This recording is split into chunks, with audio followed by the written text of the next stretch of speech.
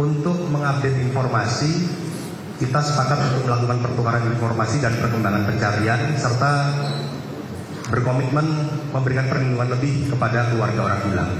Kami sangat berterima kasih atas masukan teman-teman Kontras. Teman-teman Kontras ini pendamping pihak keluarga karena di tanggal 1 Oktober kami diberi koreksi dan diberi saran bahwa permintaan keterangan pendalaman terhadap kepada keluarga, mohon petugas kepolisian tetap memperhatikan waktu dan kenyamanan dari pihak keluarga.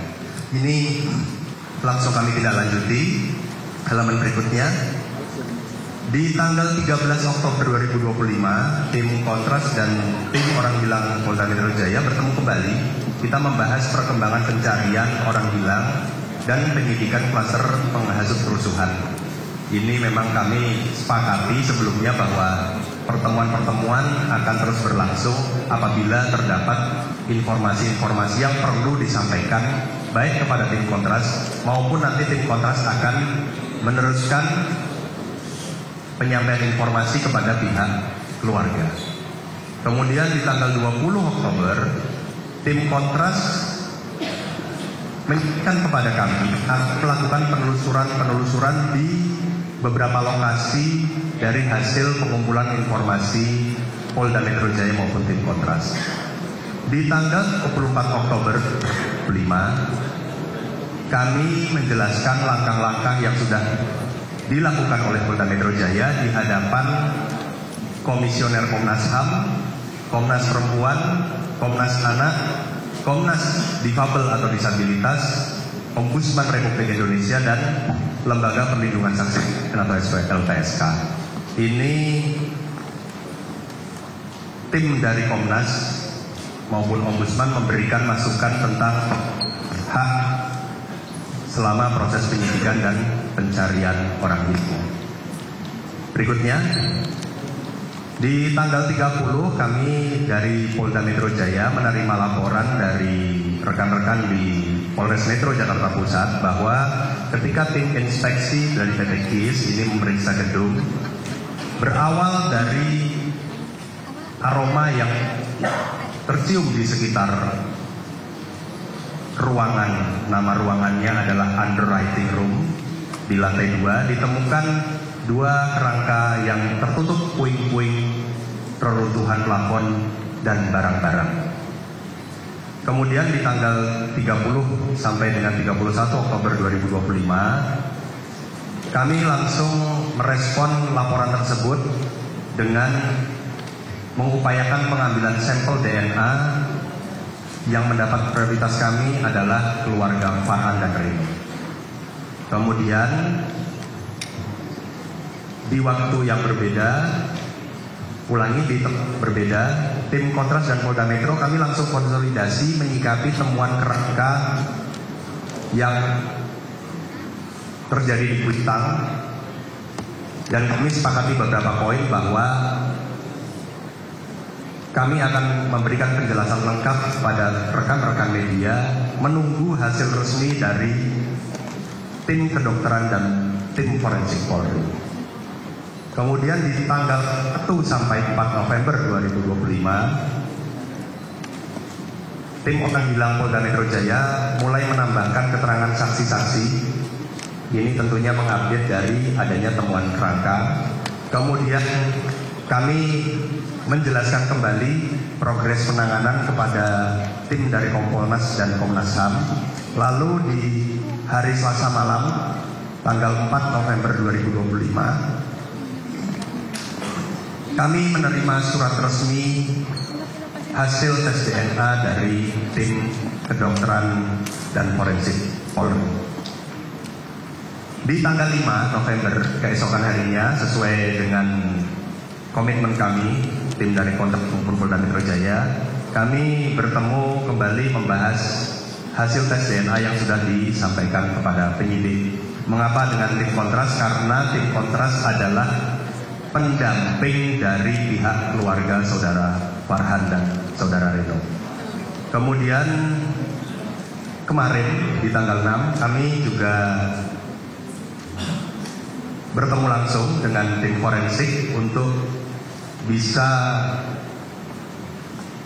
membahas hasil-hasil spesifik, hasil-hasil teknis isi dari laporan lengkap tes DNA. Kemudian di tanggal 7 kami bersepakat menggelar konferensi pers untuk menjelaskan kepada rekan-rekan media. Berikutnya, langkah tidak lanjut yang akan dilakukan oleh Pos Orang Hilang Polda Metro Jaya, tentunya sikap kami jelas. Posko Orang Hilang Polda Metro Jaya akan fokuskan perhatian dan meneruskan keberpihakan bagi kepentingan keluarga almarhum Farhan dan Reno. Dengan adanya hasil yang akan diumumkan hari ini bukan berarti pekerjaan kami selesai, namun kami akan menitik beratkan perhatian dan memprioritaskan keberpihakan kepada kepentingan keluarga almarhum Farhan dan Reno. Mungkin itu yang dapat kami sampaikan. Terima kasih. Wassalamualaikum warahmatullahi wabarakatuh. Terima kasih Bapak Wadir Reskrimum Polda Metro Jaya. Kita dengar juga nanti akan dijelaskan dari Kepala Rumah Sakit Polri, Brigjen Pol Dr. Prima. Silakan Dok. Terima kasih Bapak Humas Polda Metro Jaya. Assalamualaikum warahmatullahi wabarakatuh. Selamat siang, salam sejahtera, salam, Om Swastiastu, Namo Buddhaya, juga rekan-rekan media sekalian. Saat ini kita bersama dengan tim gabungan yang terdiri dari tim forensik Rumah Sakit Bayangkara tingkat 1 Puskesmas Polri, tim dari Biro Dokpol Puskesmas Polri, tim dari Biro Lab Puskesmas Polri, dari Puslapor Bareskrim Polri, Tim Humas Polda Metro Jaya, penyidik Polres Jakarta Pusat, serta Sidiken Polda Metro Jaya. Saya selaku Kepala Rumah Sakit Bayangkara tingkat 1 Puskesmas Polri pada kesempatan ini menyampaikan rasa duka yang mendalam atas peristiwa kebakaran dengan korban jiwa.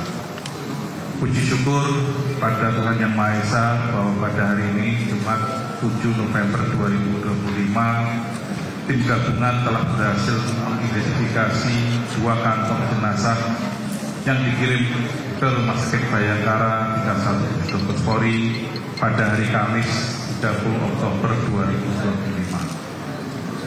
Terima kasih kepada seluruh pihak yang telah membantu, termasuk pihak keluarga yang telah memberikan data-data antemortem yang sangat dibutuhkan saat proses identifikasi.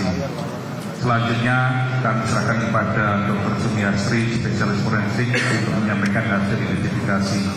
Wassalamualaikum warahmatullahi wabarakatuh. Salam Om Sati Sati.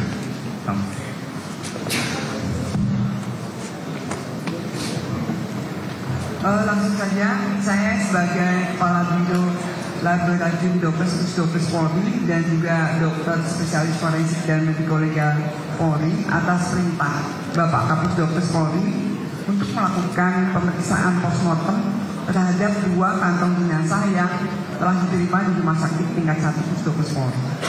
Dari pemeriksaan diperoleh hasil, kantong jenazah berisi plastik kerangka manusia yang sudah tidak lengkap keadaannya akibat kebakaran. Waktu kematian dari saat pemeriksaan sudah lebih dari 1 bulan. Pada kantong jenazah nomor 0080, kita melakukan pemeriksaan identifikasi sekunder, yaitu pemeriksaan tulang tengkorak dan panggul. Ditemukan jenis kelamin laki-laki, kelas mongoloid, dan pemeriksaan tulang panjang perkiraan tinggi badan 158 sampai 168 cm. Dilakukan pemeriksaan identifikasi primer berupa pemeriksaan pada gigi, yaitu odontologi forensik, yang terdapat kesamaan titik dengan teknik superimpose. Dan 2, pengambilan sampel DNA dari tulang. Dari hasil pemeriksaan DNA dan odontologi forensik bahwa nomor postmortem 0080 cocok dengan antemortem 002 sehingga teridentifikasi sebagai Reno Syahputra Dewo, anak biologis dari Bapak Muhammad Yasin. B. Kantong jenazah 0081 dilakukan pemeriksaan identifikasi sekunder berupa perhiasan, ditemukan kalung dan kepala ikat pinggang.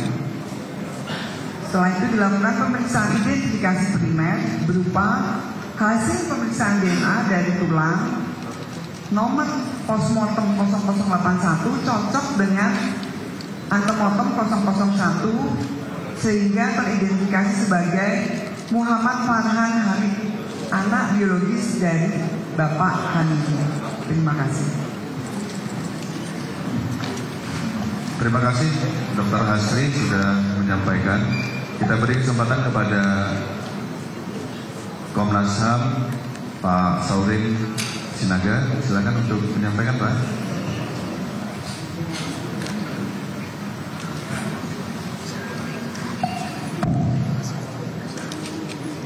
Assalamualaikum warahmatullahi wabarakatuh. Terima kasih pada jajaran dari kepolisian dan dari pihak ACC ya, ada ya, dan dari forensik dan Kompolnas telah melibatkan Komnas HAM sejauh ini, dan seperti yang disampaikan tadi kami memang banyak koordinasi dengan pihak Polda untuk mengetahui progres. Terima kasih banyak buat keterbukaannya kepada Komnas HAM. Kami tentu mengapresiasi proses yang sudah dilakukan dan bekerja kurang lebih 1 minggu, akhirnya kita bisa memastikan 2 orang yang selama ini dinyatakan hilang dan kemudian dipastikan per hari ini sebagai 2 orang yang meninggal yang kerangka ini ditemukan di gedung ACC. Artinya kita sudah menuntaskan keseluruhan tugas terkait orang yang hilang, dan oleh karena itu kita menambah jumlah orang yang meninggal dalam peristiwa unjuk rasa dan kerusuhan menjadi 11 orang. Ya, selama ini ada 9 di berbagai daerah, dan dengan ditemukannya 2 orang ini maka total jumlah yang meninggal terkait dengan aksi unjuk rasa dan kerusuhan menjadi 11 orang. Kami akan membuat laporan yang secara khusus juga dari Komnas HAM, tetapi kami akan memfokuskan diri pada hasil temuan dari kepolisian ini sesuai dengan metodologi dan peralatan yang dimiliki oleh kepolisian. Ya, jadi kami akan mendapatkan informasi ini dari kepolisian untuk kami masukkan ke dalam bagian dari laporan kami nanti yang akan kami rampungkan di akhir tahun ini. Saya kira itu. Sekali lagi terima kasih buat kerja keras dari kepolisian selama 1 minggu ini, dan kami akan tentunya meminta secara khusus nanti keseluruhan hasil penyelidikan dan pemeriksaan terhadap 2 kerangka manusia ini untuk bisa kami lihat secara langsung. Terima kasih banyak. Wassalamualaikum warahmatullahi wabarakatuh. Terima kasih Pak Saurin dari Komnas HAM. Silakan kita beri kesempatan kepada Kompolnas Pak Khairul Anam untuk menyampaikan. Ya, Assalamualaikum warahmatullahi wabarakatuh. Selamat siang dan salam sejahtera. Terima kasih rekan-rekan kepolisian, terutama Karumpit, teman-teman Puslapor, PMD, Polda Metro Jaya, ACC, dan rekan Komnas HAM. Pertama-tama kami aturkan bela sungkawa yang mendalam atas meninggalnya terhadap keluarga korban. Yang pertama, yang kedua, proses ini jadi sangat menarik sebagai satu bentuk kerjasama ya antara institusi kepolisian dan rekan-rekan yang ada di masyarakat sipil, termasuk juga kami lembaga dari Kompolnas maupun kalau tadi dijelaskan dari Komnas HAM. Dalam berbagai kasus orang hilang tidak hanya terjadi di Indonesia yang sejarahnya adalah terjadi beberapa waktu yang lalu cukup lama, tapi juga yang ada di dunia, kerjasama ini merupakan kata kunci bagaimana menemukan orang hilang. kalau tadi diterangkan oleh Polda Metro Jaya, oleh Pak Wadir, sekian kali bertemu, sekian kali koordinasi, sekian kali berbagi informasi, termasuk juga informasi kesaksian, termasuk juga informasi rekam jejak digital dan sebagainya, ya, sehingga itu menunjukkan satu proses menurut kami ketika kami sebagai lembaga pengawas kepolisian, prosesnya menjadi proses akuntabel. Kami juga Kompolnas juga berkomunikasi dengan rekan-rekan, di samping dengan rekan-rekan Polda Metro Jaya, kami juga berkomunikasi dan berkoordinasi dengan rekan-rekan Kontras untuk memastikan bahwa proses yang dilakukan oleh Polda Metro Jaya berjalan maksimal dan sesuai dengan aturan hukum yang ada. Ya, berbagai informasi dan sebagainya, titik-titik digital dan sebagainya. Nah, itu yang menurut kami jadi penting dalam catatan ini. Dalam sejarah pencarian orang hilang, sekali lagi tidak banyak ya di dalam sejarah dunia kerjasama baik. Nah, ini kami dari Kompolnas memberikan apresiasi yang tinggi atas kerjasama Polda Metro Jaya dan Kontras, sehingga tahapan-tahapan untuk memastikan pencarian orang hilang itu ada, gitu ya. Kami tahu persis bagaimana proses pencarian orang hilang ini sampai ya beberapa hari yang lalu kami mendapatkan informasi di ketemunya kerangka dan kami konfirmasi kembali kemarin lusa, terus sekarang kita respon dan tadi sudah diumumi hasil dari Puslapor. Itu yang pertama. Yang kedua memang sekali lagi seperti tadi ditegaskan sama Pak Wadir Reskrim ya, bahwa kasus ini masih menjadi perhatian.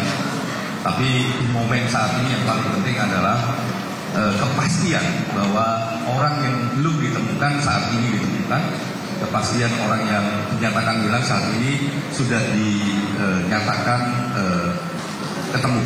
Dan ini yang paling penting. Dan ayo kita bersama-sama mendoakan keluarganya Tambang dan almarhum juga mendapatkan tempat terbaik di sisinya. Mungkin itu, terima kasih. Terima kasih Pak Nurul Alam dari Kompolnas sudah menyampaikan. Ini juga kami beritahukan kepada rekan-rekan sekalian dari pihak Rumah Sakit Karungkit sudah mempersiapkan 2 peti jenazah dan mungkin setelah sholat Jumat kita akan serahkan kepada pihak keluarga dan pihak Polri juga membantu memfasilitasi sampai dengan proses pemakaman. Mungkin dari rekan-rekan media yang hadir mengajukan pertanyaan, ya silakan Mas.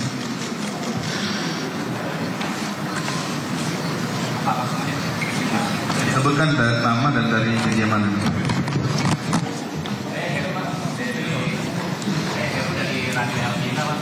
Tadi di slide saya dijelasin di situ bahwasannya setelah SDM Polri itu olah TKP di tanggal 19 September Pak. Ya Pak, saya Heru dari Radio El Sinta. Tadi pada slide tadi disebutkan bahwasannya Barreskrim melakukan olah TKP itu pada tanggal 19 September ya Pak. Terus baru ketemunya itu tanggal 30 Oktober oleh pihak gedung, ya kan? Nah itu kenapa Pak rentang waktunya agak jauh gitu ketemunya itu? Terus yang kedua jadi ke pihak gedung ACC juga tadi katanya di gedung ACC kan nggak ada CCTV gitu Pak, ya kan? Terus pas kejadian ada penjarahan, berarti di situ ada aset perusahaan Pak di lokasi itu Pak. Terima kasih sebelumnya Pak. Terima kasih. Oke, terima kasih. Kita jawab dulu satu ya. Silakan mungkin dari Lapor. Lagi izin Pak.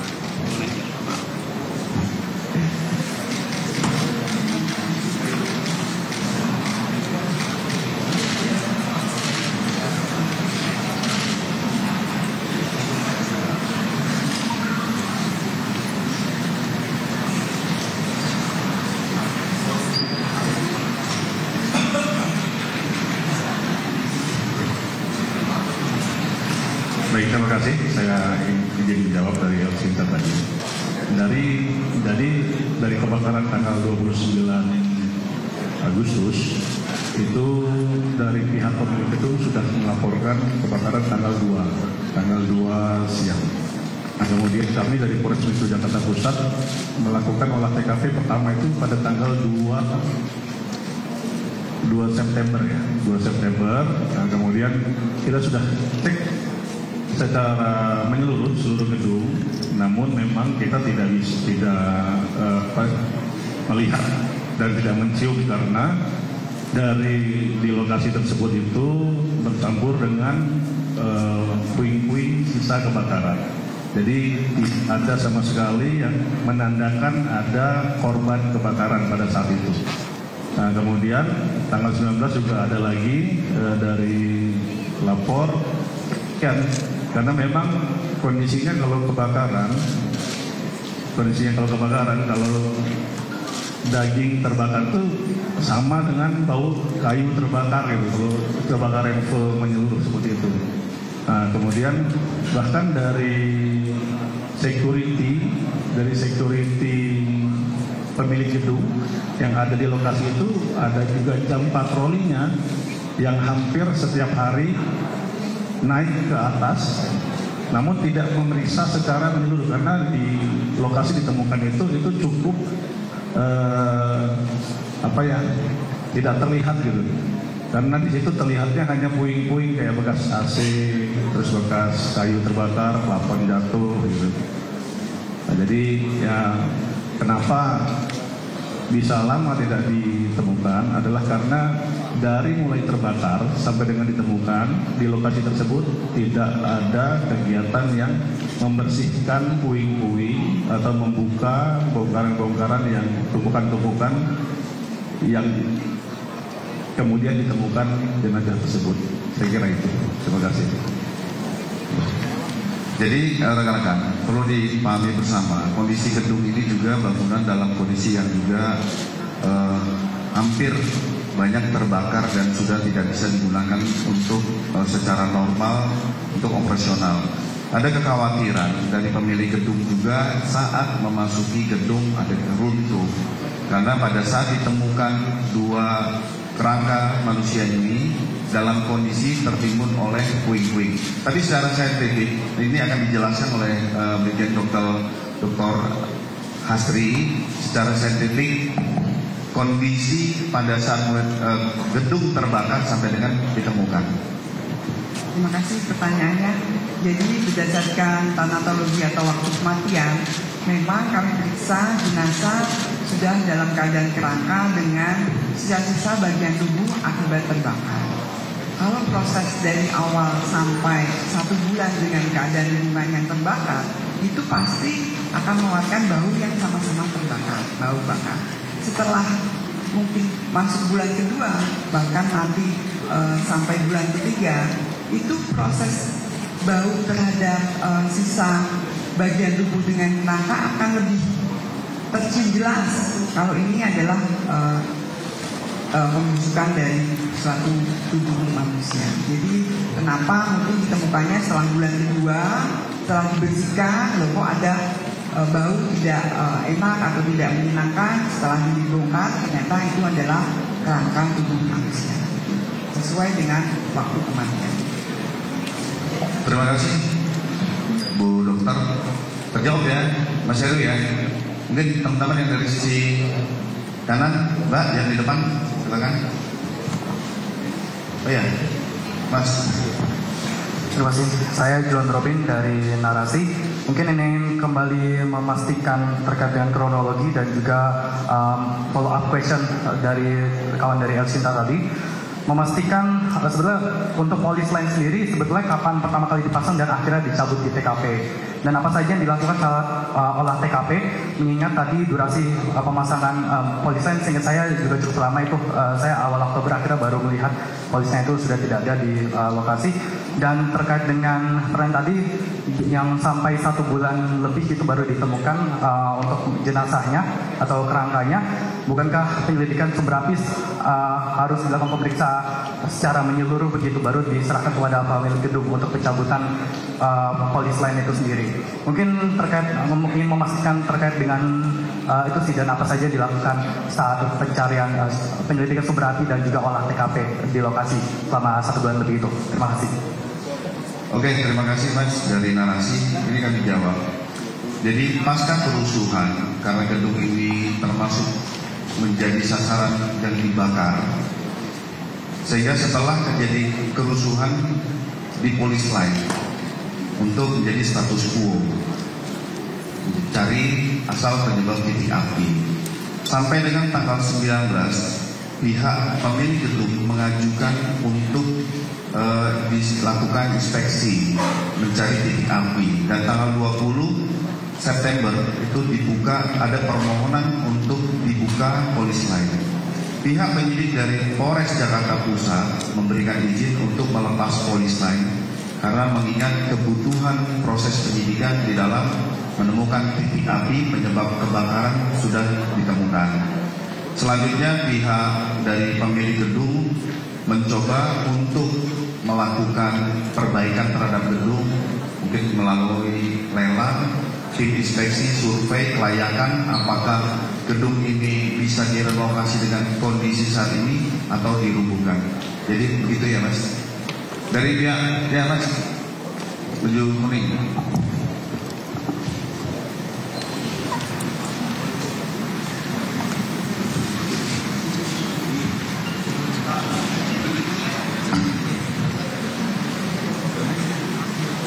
Pak, saya Rama dari wartawan harian Kompas. Yang pertama, terima kasih sudah menemukan 2 orang ini, Reno dan Farhan. Kami menghargai itu, sehingga semua pertanyaan sudah terjawab, walaupun jumlah korban jiwa pertama ya Pak, jadi 11 orang dan ini menjadi duka cita yang mendalam. Tapi ada beberapa hal yang kami tanyakan untuk forensik, apakah dalam proses pemeriksaan itu juga ditemukan penyebab kematian? Karena kan memang ini apakah murni karena kematian akibat kebakaran ataukah ada penyebab lain, misalnya cedera ada di bagian mana begitu, apakah ditemukan itu Ibu? Karena dari hasil penyelidikan Kompas sendiri, salah satu korban yang bernama Reno itu sempat meminta bantuan kepada tim kesehatan untuk bantuan nafas gitu. Apakah memang ada temuan-temuan lain di tubuh dari kedua jenazah itu selain tadi perhiasan ya Bu, dan juga hasil tes DNA, itu yang pertama. Yang kedua, kalau dari hasil penyelidikan sementara dari Krenum kan menyatakan bahwa ada peristiwa penjarahan dan pembakaran di gedung tersebut ya Bu. Pak, apakah memang kedua orang ini dari pemeriksaan CCTV yang ada di gedung tersebut, apakah memang terbukti masuk ke dalam gedung itu ataukah terjebak gitu? Itu yang kedua Pak, walaupun memang tadi Bapak bilang ini belum selesai ya, masih berlanjut. Yang ketiga yang masih mengganjal, apakah Krenum juga menyelidiki soal keberadaan dari handphone tadi, media sosial yang miliknya Reno, katanya sudah digadai. Apakah yang melakukan atau memainkan medsosnya dia itu orang yang menerima gadai atau ada orang lain? Itu. Terima kasih. Ya, terima kasih Mas Rama. Nanti ini bisa dijelaskan oleh Dr. Hasti terkait tentang forensik ya, penyebab ataupun bentuk-bentuk lain dalam ciri-ciri kematian korban. Silakan Pak. Sebelum saya menjawab tuh, biasanya kami tuangkan dalam visum et repertum berdasarkan permintaan penyidik. Jadi saya minta izin ke penyidik dulu nih, bisa nggak menjawab atau boleh nggak menjawab sebab kematian di sini? Gimana Pak? Penyidiknya ini kan dari Reskrim Polda Metro. Boleh ya saya menjawab? Biasanya memang kalau proses press release itu kan kita hanya mengungkap hasil, tapi untuk lengkapnya nanti sampai sebab kematian itu kita tuangkan dalam visum, dan visum itu punyanya penyidik. Dan dari pemeriksaan kedokteran forensik lengkap yang pertama itu memang ada beberapa tulang yang kita periksa, dari tulang tengkorak, tulang panjang, dan tulang yang masih bisa kita lihat, tulang panggul. memang di situ tidak ada kekerasan tumpul mungkin ya, cedera atau terjatuh atau jatuh seperti itu. Jadi memang kelihatan kalau dari sisa-sisanya organ dalam pun karena terbakar, sehingga kami bisa menulis atau menjelaskan sebab kematiannya karena terbakar. Dan yang kedua, memang tidak ditemukan yang lengkap, hanya sisa-sisa organ dalam yang terbakar dengan beberapa tulang tidak signifikan bisa dinilai kekerasannya, sehingga kami juga tidak bisa nanti menulis sebab kematian yang kedua karena hanya sisa-sisa organ dalam yang terbakar. Itu aja. Itu aja perjawaban dari saya. Terima kasih. Terima kasih dok. Tadi sudah disampaikan ya Mas Rama. Nah ini akan ditambahkan oleh Pak Wali Reskrimum terkait tentang pertanyaan selanjutnya. Terima kasih menjawab pertanyaan dari rekan-rekan media. Untuk posisi almarhum Reno dan Farhan, dari hasil penyelidikan oleh Ditreskrimum Polda Metro Jaya, almarhum Reno dan Farhan adalah korban. Almarhum Reno dan Farhan adalah korban dari kebakaran yang terjadi di gedung ACC Kuitang, Jakarta Pusat.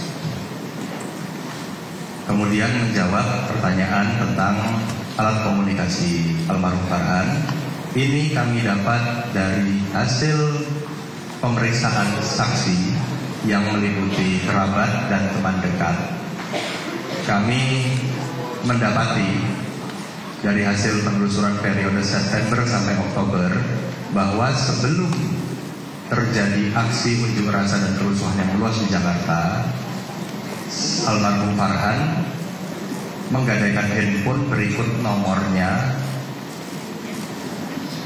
kepada saudara K dan W yang berlokasi tidak jauh dari domisili almarhum di kawasan Jakarta Utara.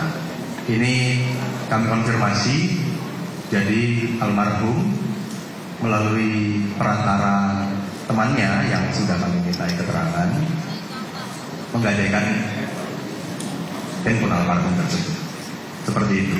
Jadi ini melengkapi keterangan-keterangan yang juga kami dapatkan sampai dengan jejak terakhir sesuai keterangan saksi saudara atau almarhum Farhan dan Reno. Ini terlihat terakhir di kawasan Kuitang pada hari Jumat 29 Agustus 2025. Terima kasih. Oke, terima kasih rekan-rekan. Mengingat waktu juga akan melaksanakan sholat Jumat, bagi rekan-rekan yang ingin menanyakan silakan nanti langsung ke kami Humas Polda Metro Jaya. Pada situasi ini kami juga mengucapkan terima kasih atas kehadiran rekan-rekan sekalian.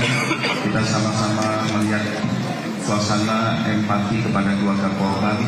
Tetapi Polda Metro Jaya tidak berhenti hanya sampai di sini. Tadi informasi Mas Rama akan juga kami tidak lanjuti, ataupun ada informasi dan pertanyaan lainnya kami akan siap menjawab. Sekali lagi terima kasih rekan-rekan, terima kasih pada Karungkit, Bu Dr. Hasri, pemilik gedung, dari lapor, dari Komnas HAM dan Kompolnas yang sudah hadir, Pak Wali Reskrimum. Terima kasih semua rekan-rekan. Wabillahi taufiq wal hidayah. Wassalamualaikum warahmatullahi wabarakatuh. Om Santi Santi Santi.